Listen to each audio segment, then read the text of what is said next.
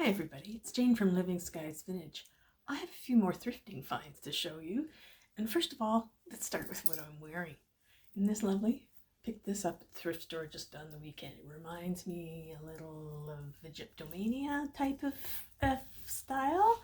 And I happen to have these lovely same colored earrings. I think this is dyed howlite, but it's a lovely necklace and happy to wear it for Easter. I think it's very springy. Got some gold bracelets on to match, and well, let's show you some of the other finds that I've got. Hold on.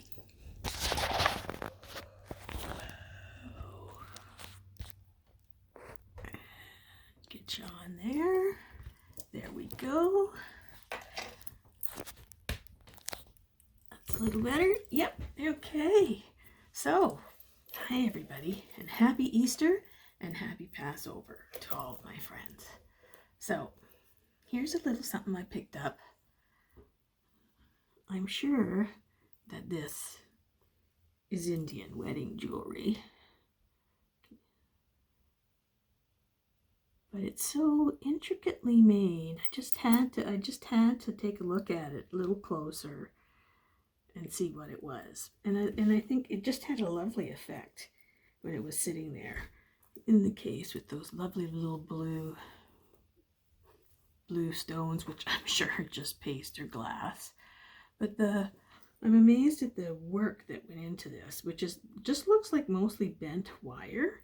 Don't think it's silver. Like I said, I'm pretty sure it's East Indian wedding jewelry, but so pretty and fun to wear. So that was one little find. I thought that was a cute little match. And then here I've managed to find, I'm pretty sure this is coral, probably dyed. Seems that the color may concentrate, maybe not. It's hard to say, but it's certainly a lot darker in coral color than what I've managed to find before. But yeah, I think it's cute and easy to wear. So like that. And then to continue with bracelets, here's a lovely little piece. Not sure if that's bone or wood, but it's on brass. It's got some good weight to it. I have a feeling that it's probably wood. Just looking at some of this, it seems to have a circular grain that I don't think that the bone would have, especially on this shape and showing like that. I would think that they would have carved the bone the length of the bone and not crossways to get that. So that's why I'm thinking that this is probably wood. But lovely little bracelet on brass. Another lovely little bracelet. Here's something a little more sparkly. Stainless steel is what it says on the inside. And I've looked, I can't find any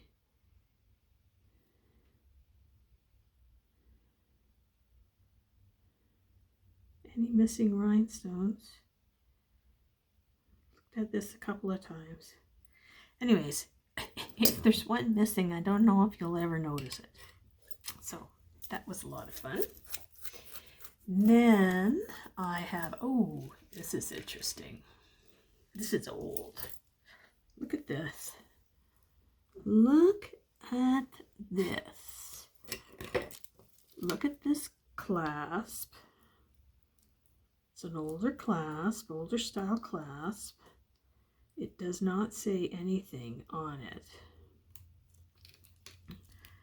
But it's on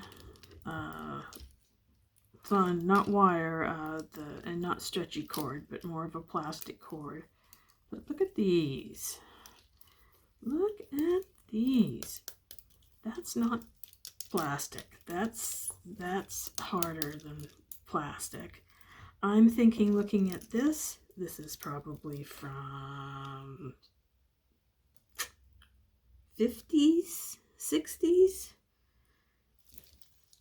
But it's a lovely little necklace. And it kind of reminds me of that huge lucite necklace that Dawn from Hudson Vintage just recently was showing from, I think it was a Miriam Haskell. So maybe this is the poor woman's copy of Miriam Haskell.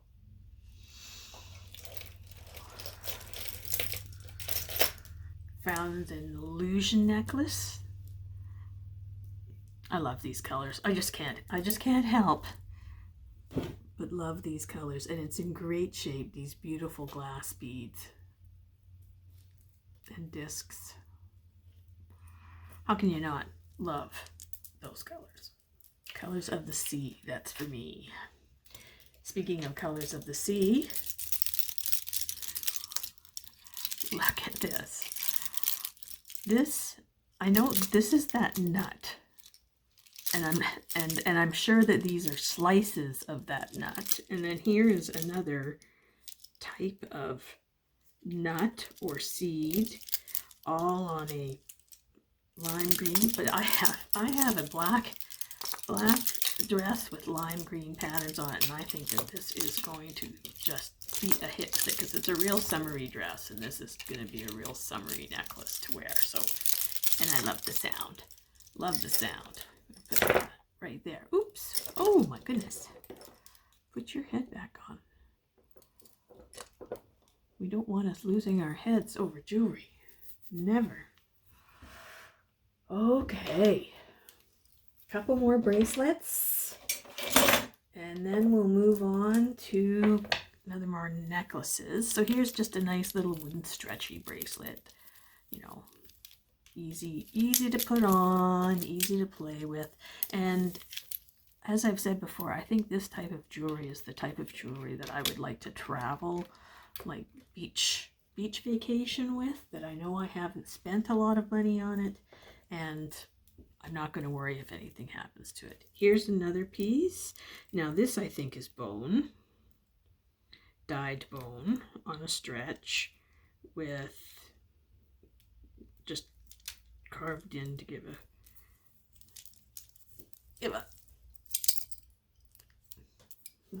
cute, you know, easy to wear at the beach, and like I say, not something that you're going to worry about.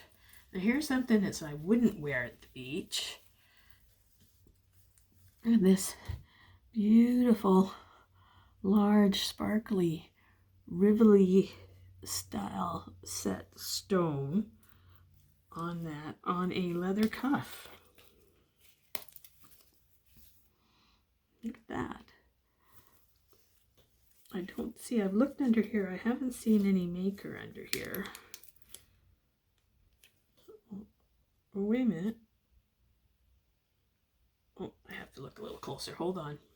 That means I need to take off my glasses and find my loop,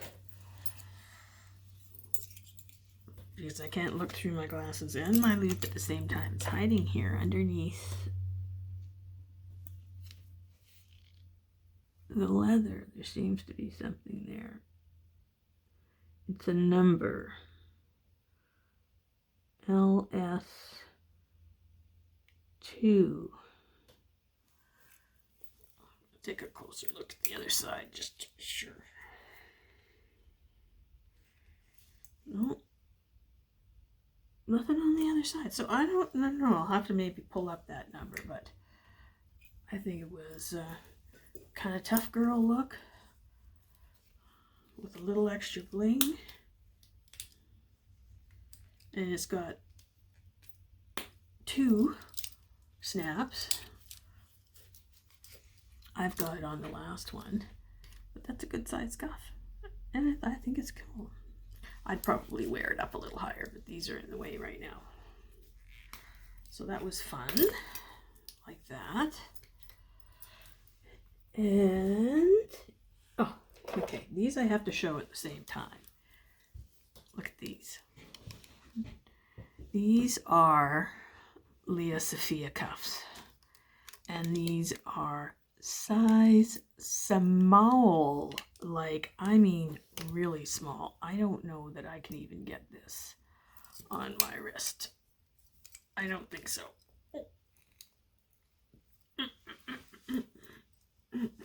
Oh, I can. There you go.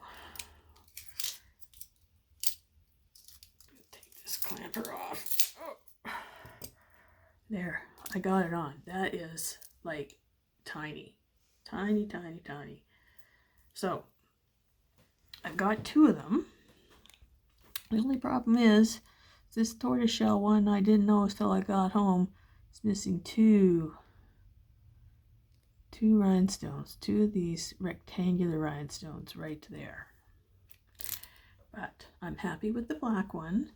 I'm going to see if I can find a couple of stones to replace these 2 baguettes. And otherwise, I'll sell them as a pair, and if someone wants to repair one with the other stones, that's great. You can kind of decide. But like I said, I hardly noticed it. I didn't notice it until I got home. So, there you go. I don't know if anybody else would. So we'll just keep this on because that's going to be a struggle to take off. We'll put you there. And just because I was just talking about a repair, here's another little repair. I found this guy. Isn't he cute? Look at him. Little droopy Black Panther with rhinestones all over him, and he's a brooch, but all he's missing is the actual pin. The hinge is there, the clutch is there, yeah, and I'm pretty sure. So I'm gonna look and see in some of my crafty bits if there's some pins that I can put on him and use him. I think he's cool. If not, he's gonna live with my dragons. He'll be just so happy, I'm sure. Here's another necklace. And as we've said in the trade, let's pull a Sue. I'm not very good at this. But there's your clasp. It's a round clasp. It's got a bit of a little dangle there. Kind of a coppery chain with some filigree balls. I believe that this is plastic or acrylic, made to look like amber. And then at the end, we've got King Tut. Yeah, this is marked. It says Celebrity New York. I believe that Celebrity New York was a home jewelry type of company where you went and did parties, and I believe that it actually is no longer around, and I think only lasted till like maybe the 70s or 80s. So I'm thinking this is like second time around Egyptian revival, like that. And oh, here's another little, just a little tiny, obviously made by someone trying some wire work, but cute and easy to play with. You know, might give that to my granddaughter or something like that. It's not going to be a big deal if it doesn't stay around. A couple more necklaces. So this I found.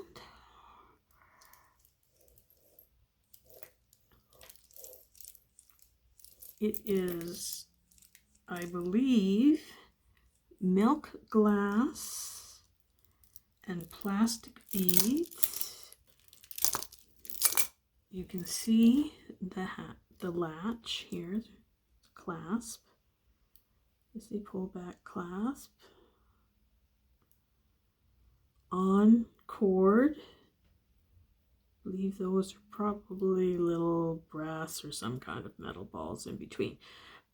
I think this is plastic. It has to be an early form of plastic. It does not feel like anything else. And I believe the beads are handmade milk glass. Here, like, look at this. See how these differ in size? I don't think they're supposed to. I think they're supposed to be the same size. And then this bead right here, you can see, is the only one that I found that is actually broken. And if you look inside, it looks like glass to me. That looks like milk glass and something that's been formed by hand to make these. So I'm thinking, and considering how long this is, it's long. It is, I should get my, I think I have a ruler here, do I? Maybe not, but considering, you know, my arm, that's it's twice the length of my forearm, and I'm pretty sure that my forearm is somewhere about 12 to 14 inches long, so 28 doubled is 56 in length. So yeah, that would be about right. And I looked at this. The milk glass beads glow, but I think that's just simply because they're white. But here's another one that I found, talking about glowing. Another long flapper necklace. No clasp on these. I find the beads really fascinating. It's all on chain. This is what I would say is a typical faceted bead, where it's all around kind of evenly. But these ones on either side, you can see there's kind of a flat rectangular shape that goes through that and just shapes that bead a little bit differently. And it's quite fascinating. Now, the other thing about these beads is they're about the same length as the last one, so I think that's a 28, probably a 28 inch length, 56 inch drop. And I don't know if I can show it or not, but look, they're actually glowing. Not glowing. Glowing. Clear beads. So, they're cold. They're not heavy as I would think, but they're not, you know, they might be glass. I'm not sure. But hey, they glow and they're long. So coming from, you know, this could be done in the 30s. They had machine stamping. That's my guess. That's my guess, just as I'm learning. Okay, here's a fun pair of earrings. I got these simply because I thought they looked like bullets. Bullets with rhinestones at the end, dangling off old hooks. Fun, fun. And, oh, keep going with the earrings. Here's a cute pair. I think these are very 80s clip back. They're not signed that I can see anywhere on these, but certainly well made. Still quite sturdy, both of them. Stones are very pretty. Yeah, these are 80s, very 80s looking to me. Dynasty type thing. Then we have one more pair of earrings, And these, oh my goodness, I found these. They were black as night. Black as night. And yeah, I did clean them up. Because when I looked inside, it said 925 silver. And they deserved a good cleaning, so I think those are darling with a, I don't know, a smoky topaz. I don't know. I don't have a gem tester, so I'm only kind of guessing what that could possibly be. But set in sterling, I don't know that it's glass. It doesn't look like glass. To me, I don't see bubbles, so I'm thinking it has to be stone. Anyways, so that's a find. Oh, here's some rings. Little mother of pearl ring set in sterling silver. Very cute. It's not it looks like a bypass, but it's not. It's solid. I'll get you sizes on these when I look them up. And here's a sweet little ring. Again, sterling silver.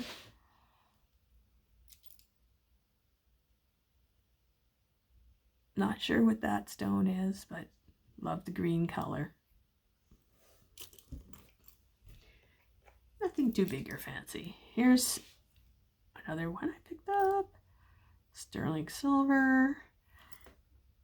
Little marked sites in between the blue stones. And again, not sure what these stones are because I do not have a gem tester. So, yeah. And then the last one, which I think is a pretty sweet little ring. This is costume, but inside it's signed Butler. So I think this is the Nikki Butler ring, and I think that this reminds me of Princess Diana, Duchess of Windsor's engagement ring that she got. So that's that. And then one last thing here, that I was able to find in box. So I don't think it's ever been worn. With tag.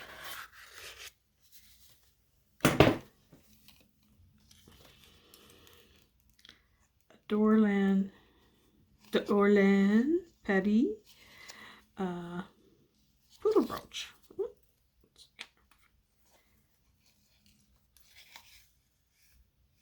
And yeah, if it's been worn, it's had the tags put back on, which I don't think any normal person would have done. It's the original price tag. It is like faded away, and I'm sure that this has got to go back to the 60s. So, thinking about how much this was then, yeah, from the fading that I can read on this,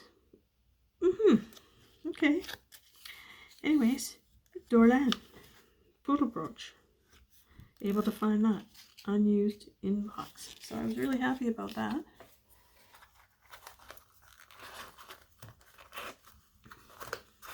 Says it's from Paris. It's from Paris. You know it's gonna be good. Or at least that's what they say. Anyways, a couple more things that I got from the thrift store, which might be a little surprising, is I do look at books while I'm there, and I was able to find a couple of books. This one and this one. I got them for $5. So, these two books just happen to be about different charms and people that were wearing charms and people that have worn charm bracelets. And I think it's kind of fascinating. There's some beautiful pictures in here. And, yeah. fun to read, and if I don't read it, I might end up using it in one of my art projects. And I'm going to show you guys about my art projects and what I do with books. So that'll be coming up in another video. In the meantime, I want you guys to enjoy your time, have a happy Easter, and happy Passover. Make time for your family. Make sure you tell them you love them. Make sure you do that. You never know. Happy day to you all.